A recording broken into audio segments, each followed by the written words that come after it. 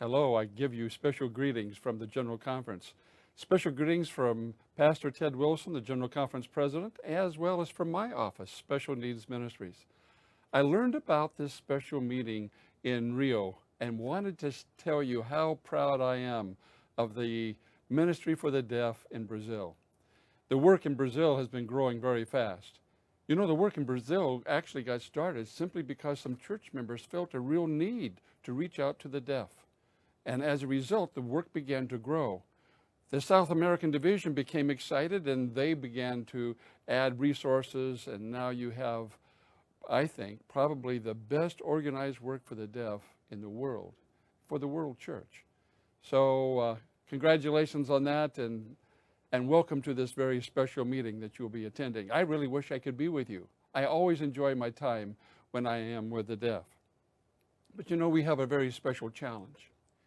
And I want to challenge you today. You know, out of the 70 to 350 million deaf in the world, only 2 to 4% are Christian. That bothers me. 2 to 4% of the people. And one of the reasons is that people simply do not know that the hearing God is also a God for the deaf. And we've got to change that perception. And so I need your help.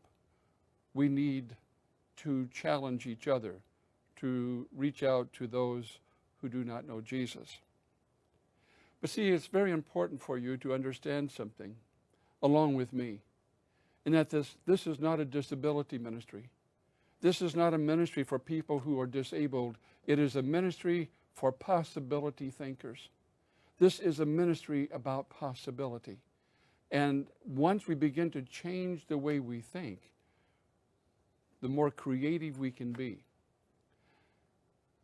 Several months ago, I was going for a walk with a blind girl.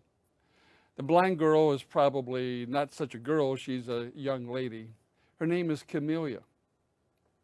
And for an hour, she had her hand on my arm and we walked around and we went for a walk. I was telling her what I could see. And I was telling her how high the mountains were and how the trees were green and all those kinds of things. And then I listened to her and she began to tell me what she was hearing. And she was hearing things that I had not been able to hear. And as we walked, we began to learn from each other. And at the end of our walk, she turned to me and she said, you know, I would like to be part of special needs ministry. What can I do? I was surprised by that. What can she do? What would you tell a blind person? What can they do?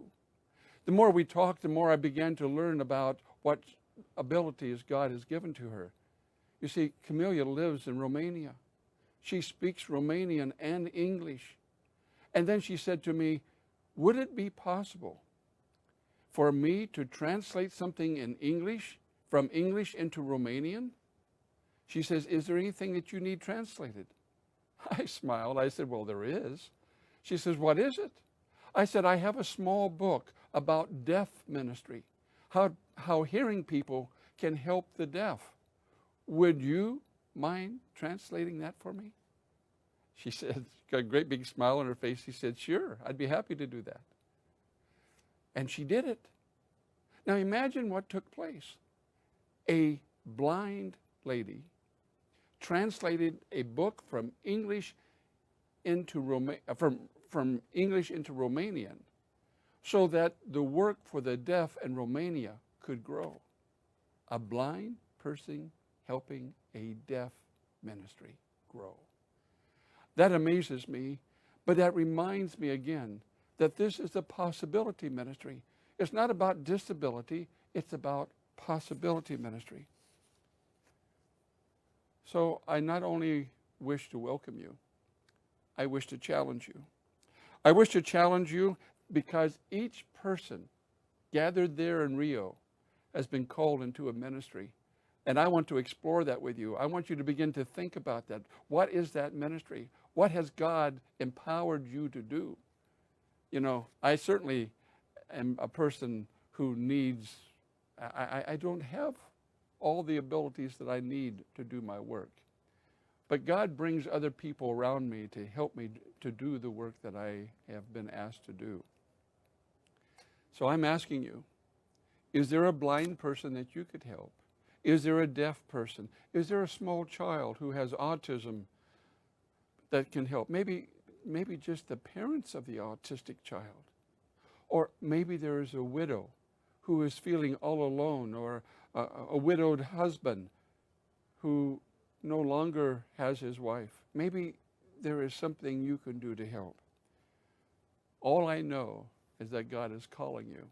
He's calling you into a ministry, and I want you to know that I want to support you any way I can, from here at the General Conference, from the division office, from wherever you may be. I'm reminded of the words in Proverbs chapter 31, verse 8. Speak up for those who cannot speak for themselves. That's what I try to do, and that's what you can do too. And I'm reminded of the words from Mark Twain. Powerful words. Kindness is the language that the deaf can hear and the blind can see. I call you to ministry. I invite you to join with me, and I ask you to be one of my associates as we try to minister around the world to bring hope to people. After all, we are about a possibility ministry, not a disability ministry. Have a great day, and may God bless your meeting.